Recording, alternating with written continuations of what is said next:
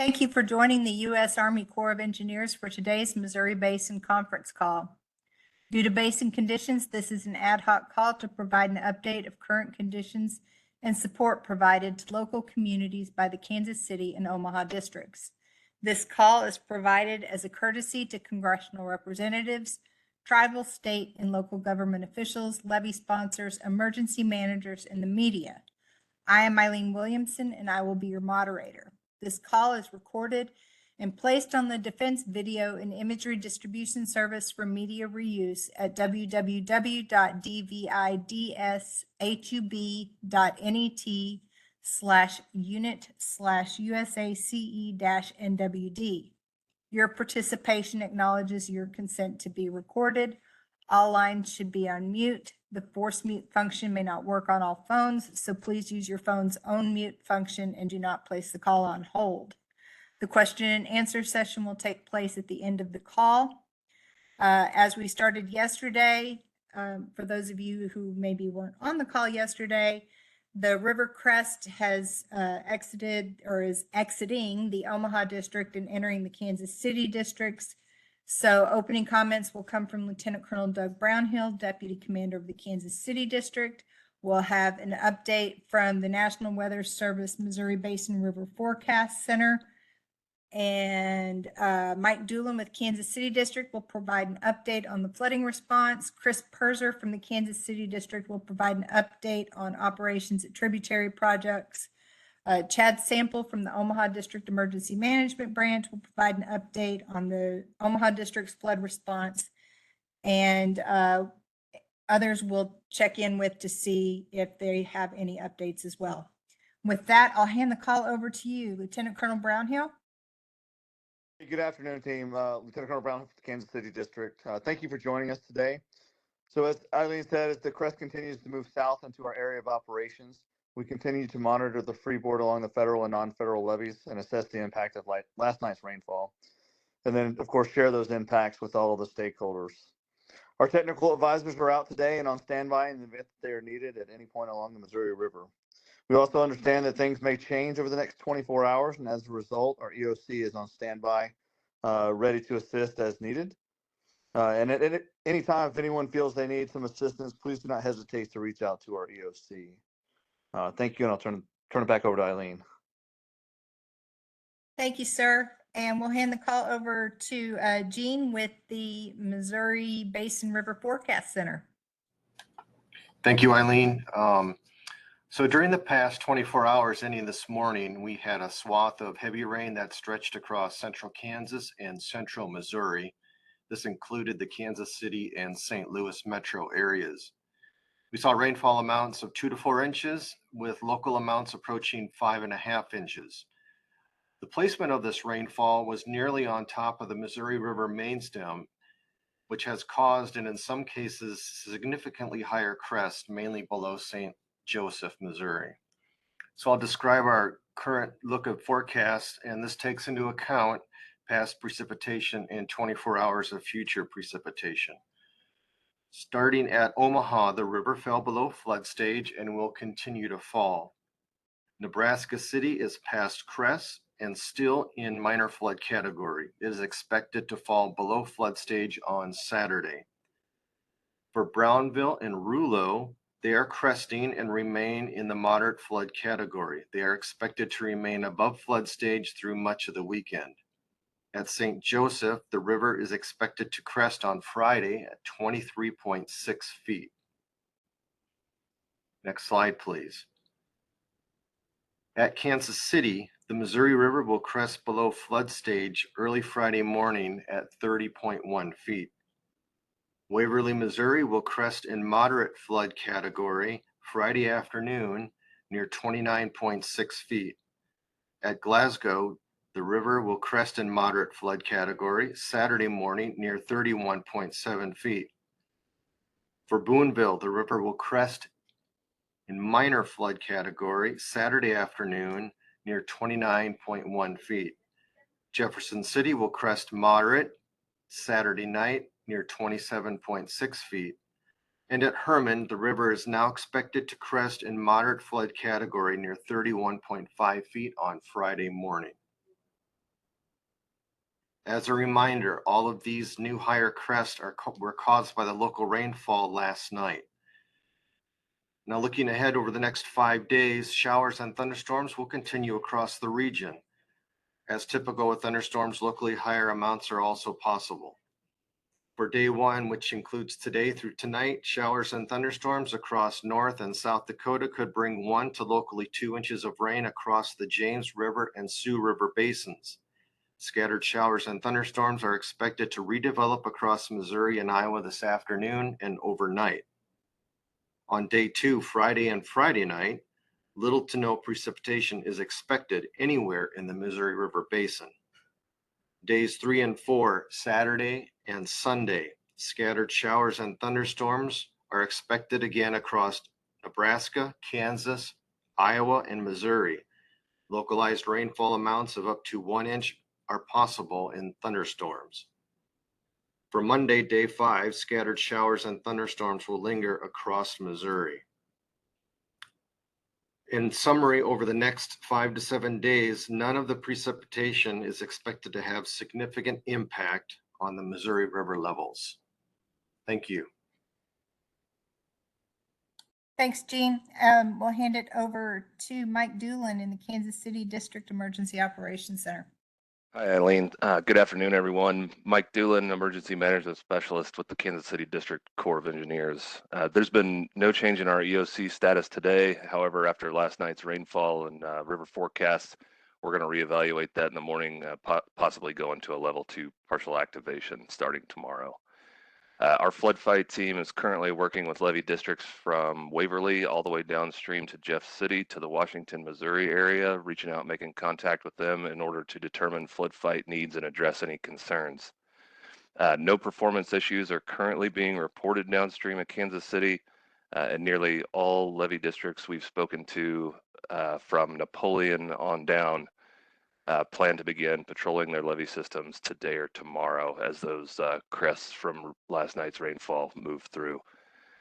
Current river observations do show that Rouleau, Nebraska to St. Joe is remaining pretty flat and moderate flood stage. And as the Weather Service mentioned, that'll start dropping in the coming days as that northern crest passes through. So last night's rainfall fell below the upstream crest. However, we are seeing downstream gauges, downstream of Kansas City, that rainfall is pushing those river stages higher into the minor and moderate flood categories.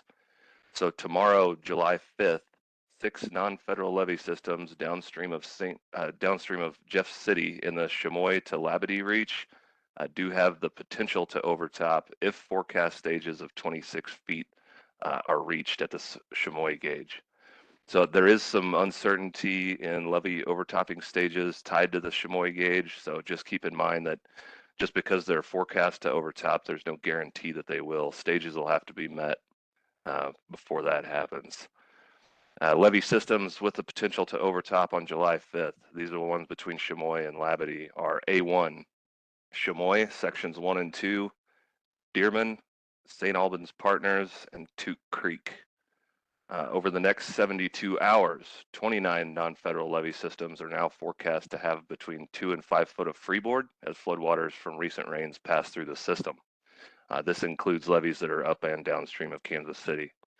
And 33 non-federal levee systems in the district are forecast to have between 2 and 5 foot of freeboard, or greater than 5 foot of freeboard, excuse me, as that floodwater passes by. Nearly all non-federal levee systems, as mentioned yesterday along the Missouri River, are going to experience some form of loading. Federal levee systems in the district are experiencing loading, primarily upstream of Kansas City. However, all are still forecast to have greater than 5 foot of freeboard. Over the next couple days, precipitation in the district is forecast to clear out and remain relatively dry. If that holds true, that spike downstream of Jeff City should be pretty short-lived. This morning, we received one request for direct assistance. That was for 10,000 sandbags, which is being filled from our Napoleon office, and that's for the Ray Carroll Sugar Tree Levee District in the Waverly area. Our EOC is going to remain activated until floodwaters have receded. If you need to reach us at any time, please call at 816-426-6320. If it's after hours, just leave your name and a callback number, and we will get back to you soon. All right, thank you. That concludes my remarks. Thank you, Mike. And Chris Perzer. Thank you, Eileen. Good afternoon, everybody. I have two brief slides for you today. Most importantly is the first slide.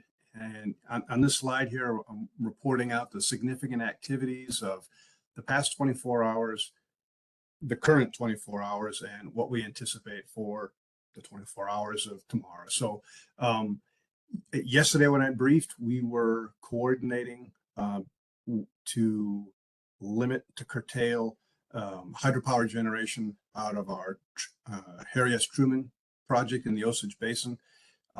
Those coordination efforts were secured yesterday, and we went into the current 24-hour period beginning at midnight this morning with hydropower curtailed, very much limited is what that means, to just firm power only. So by doing that, in coordinating that through SWAPA and through Ameren, that takes 20,000 CFS out of the river. So there's 20,000 CFS less going down the Osage River than if we hadn't done that. So that's a good news, and that takes some of the water out of the river, and so we're not contributing to flooding to the flood crest at and below Herman on the Missouri River. So for the current 24-hour period, that firm power restriction will remain in place for Truman, and that will extend today, July 4th, and certainly tomorrow, July 5th. And we anticipate at this point, although it might change, but we're also anticipating that Truman will remain in that reduced state through the 6th of July. So, and if we can move to the next slide. Thank you, Eileen. So this is just for information purposes, the Kansas City District, we in red there in the upper right, we have our water management reports. We report daily the district lakes status and their forecasts, its lake elevations and their releases. And the black and blue text below there with the red arrows are probably the two key reports that people might be interested in looking at. And it all references to the map on the left there. Those names in red, those represent the Kansas City District reservoirs, the lake projects that we're responsible for. And with the black star right there in the middle there's Kansas City and the epicenter there, and you can see the trace of the Missouri River, just to give you a little spatial orientation as to where our projects are and their relation to the Missouri River. And with that, I will turn it back over to Eileen. Thank you. Thanks, Chris. And I'm going to hand it over to Chad Sample in the Omaha District. Chad. Good afternoon. My name is Chad Sample. I'm an emergency management specialist for the U.S. Army Corps of Engineers, Omaha District. We continue to maintain our activation status at level 2, which is a partial activation. Our updated hours of operation are 7:30 a.m. to 4 p.m. daily, and we remain available 24 hours daily. In the last 24 hours, we completed a direct assistance mission at L575, the Buchanan Levee District 01 in Missouri. Boil sandbagging was completed yesterday afternoon. The boils continue to flow, however, boil flow is reduced and no longer moving material. L550 was also identified as having a similar situation. Our levee surveillance teams worked with the sponsors, and we are continuing to survey the situation and are prepared to take additional action if requested. A more in-depth analysis of the levee structure will occur during the recovery phase. We will send notice to sponsors describing the process and timeline for levee repair claims due to flood damage. Helicopter surveillance, which has been invaluable in identifying and troubleshooting hotspots such as L575, will not occur again until Monday, 8 July 2024. As floodwaters recede, we are reducing the number of levee surveillance teams in the field. Today, we maintain 4 teams out with 1 team on call for rapid response. This number will continue to reduce as we assess levee threat and river levels return to normal. If you have any questions for us, please call 402-995-2448 and leave a message. Our staff will return the call as quickly as possible. In summary, we continue working closely with levee sponsors in responding to changing conditions as they occur. From the USA's Omaha family to yours, we hope you have a happy and safe Independence Day. That concludes my remarks. Thanks, Chad. I'm not sure if I missed it or if didn't say it, but releases from Gavins Point Dam remain at 13,000 cubic feet per second. Moving on, we will check in with state emergency managers and departments of transportation if there are any updates, starting with the state of Iowa. Okay, Kansas, Missouri. From emergency management perspective, we have no updates. We're just continuing to support our partners. Was that Jim? Yes, ma'am. Okay, and that's Missouri, right? Yes, ma'am. Okay, just want to make sure. This is Joe with MoDOT, and we currently have 33 routes closed due to flooding, and it's still only the one associated with the Missouri River in whole Atchison County at 111 near Craig and Corning. Thank you, Joe. State of Nebraska. Hi, Eileen. Craig Thielen, SID 1, Right Bank, Missouri River. Happy Independence Day. All is good here. No new issues. Pumping continues. And this completes my update. Thank you. Thanks, Craig. Any other state of Nebraska? And I think South Dakota has moved into their recovery mode. Have not heard from them in a couple days, so unless there's somebody from South Dakota.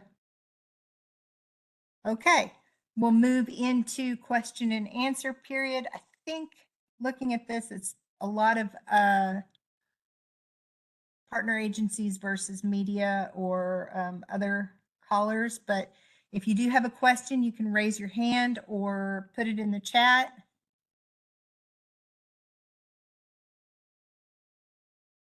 I am not seeing anything. I'll go through the states one last time. *6 to come off mute. Please state your name and the organization you represent. You may need to click the microphone to come off mute if *6 doesn't work. State of Iowa.